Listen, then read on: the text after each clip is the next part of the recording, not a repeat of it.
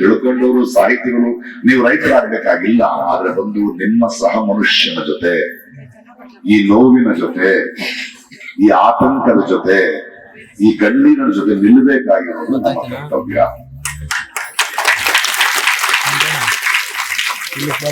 ಈ ಮಾತನ್ನ ನಿಮ್ ಜೊತೆ ಹೇಳೋದಕ್ಕೆ ಮತ್ತು ಈ ಮಾಧ್ಯಮಗಳ ಮೂಲಕ ಈ ಪಟ್ಟಣಿಗರಿಗೆ, ಈ ರಾಜಕಾರಣಿಗಳಿಗೆ ಈ ಸುದ್ದಿಯನ್ನ ಮುಟ್ಟಿಸೋದಕ್ಕೆ ಅಷ್ಟೇ ನಾನು ನಿಮ್ ಜೊತೆ ನಿಂತಿದ್ದೇನೆ. ನನ್ನನ್ನ ಇಂಥ ಒಂದು ಹೋರಾಟಕ್ಕೆ ನಿಮ್ಮ ಉಪಸ್ಥಿತಿ ಬೇಕು ಅಂತ ನೀವು ಕೇಳ್ಕೊಂಡಿದ್ದೆ ಧನ್ಯವಾದಗಳು. ಅಷ್ಟಾದ್ರೂ ನಾನು ಒಂದು ಅರ್ಥವಂತವಾದ ಬದುಕನ್ನು ಬದುಕ್ತಾ ಇದ್ದೀನಿ. ನನಗೊಂದು ಗೌರವದ ಪ್ರಶ್ನೆ, ನನಗೆ ತುಂಬಾ ಗೌರವ ಸಿಗುತ್ತೆ ನಿಮ್ ಜೊತೆ ನಿಂತ್ಕೊಳ್ಳೋ. ನಾನು ರೈತ ಅಲ್ಲ, ನಿಮ್ಮ ಋಣ ನನ್ನ ಮೇಲಿದೆ, ನಿಮ್ಮನ್ನ ನಿಜವಾಗ್ಲೂ ಪ್ರೀತಿಸ್ತೀನಿ. ಮತ್ತೆ ಇವರಿಗೆ ಹೇಳ್ತಾರೆ, ಹೀಗೆ ಫಲವತ್ತಾದ ಭೂಮಿಗಳ ಮೇಲೆ ಕೈಗಾರಿಕೆ ಕಟ್ತಾ ನಾಳೆ ಹೊಟ್ಟೆಗೆ ಏನಪ್ಪಾ ತಿಂತೀರಿ ನೀವು? ಎಲ್ಲಿ ತನಕ ಕಟ್ತಾ ಹೋಗ್ತೀರಿ? ಎಲ್ಲಿ ತನಕ ಕೊಂತಾ ಹೋಗ್ತೀರಿ? ರೈತರನ್ನ ನೀವು ಗೌರವಿಸದೇ ಇದ್ರೆ, ಅವನು ಉಳಿಸ್ಕೊಳ್ಳೋದಿದ್ರೆ ರೈತ ಮಾತ್ರ ಅಲ್ಲ, ನಾವೆಲ್ಲರೂ ಹೋಗ್ತೀವಿ ಅನ್ನೋ ಸತ್ಯ ನಿಮ್ಗೆ ಗೊತ್ತಾಗಿರ್ಲಿ. ನಿಮ್ ಜೊತೆ ನಾನಿದ್ದೇನೆ. ನನ್ನನ್ನ ಇಲ್ಲಿ ಕರೆಸೋದಕ್ಕೆ ನನ್ನ ಧನ್ಯವಾದಗಳು. ನಮ್ಮ ರೈತರು ಅರ್ಥ ಆಗಲ್ಲ ಅವ್ರಿಗೆ. ಅವರು ಮರ ನೋಡದೆ ತೆಂಗಿನಕಾಯಿ ಕೀಳೋರು,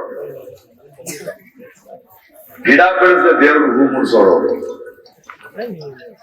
ಭತ್ತ ಏನು ಅಂತ ಗೊತ್ತಿಲ್ಲದೆ ಅನ್ನ ತಿನ್ನೋರು, ರಾಗಿ ತೆನೆ ನೋಡದೆ ಮುದ್ದೆ ಇಸ್ಕೋರು, ಇಂಟರ್ನೆಟ್ ನಲ್ಲಿ ನೋಡ್ಕೊಂಡು ಮದುವೆ ಮಾಡ್ಕೊಳ್ಳೋರು.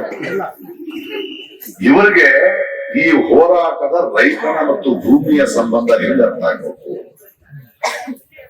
ರೈತನಿಗೆ ಭೂಮಿ ಆಸ್ತಿ ಅಲ್ಲ, ಅದು ಅವನ ಬದುಕು, ಅವನ ಬದುಕಿಸುತ್ತಿರುವ ಬದುಕು, ಅವನ ಸ್ವಾಭಿಮಾನ, ಅವನ ಐಡೆಂಟಿಟಿ, ಅವನ ಹೆಮ್ಮೆ, ಅವನ ಅಲ್ವೇ? ಅದು ನಿರಂತರವಾದ ಜೈಲಿಗೆ ಹಾಕಿ ಸರ್. ಆ ಸಮಯದಲ್ಲಿ ವಿರೋಧ ಪಕ್ಷದಲ್ಲಿ ಕೂತಿದ್ದ ನೀವು ಬಂದು ನಾವು ಅಧಿಕಾರಕ್ಕೆ ಬಂದ್ರೆ, ನಮ್ಮನ್ನು ಗೆಲ್ಸಿದ್ರೆ ನಾವು ರೈತರ ಪರವಾಗಿರ್ತೀವಿ ಅಂತ ಬಂದು 1.5 ವರ್ಷ ಆಯ್ತು ಸಿದ್ದರಾಮಯ್ಯನವರೇ. ನಿಮ್ಮೆಲ್ಲಾ ರಾಜಕಾರಣಿಗಳಿಗೆ ರೈತರು ಎಲೆಕ್ಷನ್ಗೆ ವೋಟ್ ಹಾಕೋ ಬಟನ್ಗಳಷ್ಟೇ, ಬೇರೆ ಅಲ್ಲ. ಇದನ್ನ ಸಹಿಸಿಕೊಂಡು ಈ ಹೋರಾಟ ನಡೀಬೇಕು. ಮತ್ತೆ ನಾನು ಬರ್ತಿರೋದು ನನ್ನ ಪಟ್ಟಣದವರು ಕೇಳಬೇಕು. ಮತ್ತೆ ಈ ಸರ್ಕಾರಗಳು ಈ ಭೂಸ್ವಾಧೀನ ಯಾಕೆ ಮಾಡ್ತಾರೆ? ಇದು ಕೇವಲ ಇಲ್ಲಿರುವ 13 ಹಳ್ಳಿಗಳ ಭೂಸ್ವಾಧೀನದ ಸಮಸ್ಯೆ ಅಲ್ಲ. ಈ ಹೋರಾಟದ ಗೆಲುವು ಇನ್ನೇನು ಹೇಳ್ತದೆ. ಈ ಕೂತ್ಕೊಂಡು ನೋಡ್ತಾ ಇದ್ದೇನೆ, ರೈತರ ಭವಿಷ್ಯ ಡೋಲಾಯಮಾನ.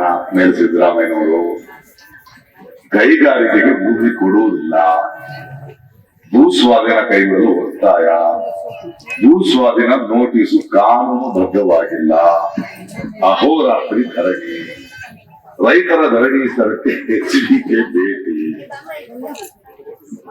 ಇಷ್ಟು 1,000 ದಿನಗಳಿಂದ ಇಷ್ಟು ಹೇಳ್ತಿದ್ರು. ಯಾವ ಅಹಂಕಾರ ಇವರನ್ನ ಇದನ್ನ ಬದಲಾಯಿಸಬೇಕು ಅಂತ ಅನಿಸ್ತದೆ ನಾನು ಯೋಚನೆ ಮಾಡಿ. ಎಲ್ಲಾ ಸರ್ಕಾರಗಳು ರೈತ ವಿರೋಧಿಯಾಗಿ, ಜನ ವಿರೋಧಿಯಾಗಿ. ಇವ್ರಗಳ ಅಹಂಕಾರ ಏನಂದ್ರೆ, ಒಂದು ದೇಶದಲ್ಲಿ ನಮಗೇನು ಬೇಕು ಅಂತ ನಾವು ಆರಿಸಿದವ್ರಿಗೆ ನಾವು ಕೇಳಬೇಕೆ ಹೊರತು ನಮಗೇನು ಬೇಕು ಅಂತ ಅವ್ರಿಗೆ ಗೊತ್ತಂತೆ. ನೀವು ಸುಮ್ಮನಿರಿ. ಎಷ್ಟು ದಿನ ನಡೆಯುತ್ತಿರು? ಈಗಿರುವ ಯೂನಿಯನ್ ಗವರ್ಮೆಂಟ್ ಏನಿದೆ ಪಂಜಾಬ್ನಲ್ಲಿ, ಹರಿಯಾಣ, ಆದ್ರೂ ನಮ್ ಗೆಳೆಯರೊಬ್ರು ಕೇಳಿದ್ರು, ಇಷ್ಟು ಕೆಲಸಗಳಿದೆ ಮಧ್ಯದಲ್ಲಿ ದಿಢೀರಂತೆ ಈ ಕಾರ್ಯಕ್ರಮಕ್ಕೆ ಯಾಕೆ ಹೋಗ್ತೀವಿ ಅಂತ. ನಾನಂದ್ರೆ ರೈತರ ಋಣ ನನ್ನ ಮೇಲೆ ಇದೆಯಪ್ಪ, ಅದಕ್ಕೆ ಹೋಗ್ತಾ ಇದ್ದೀನಿ.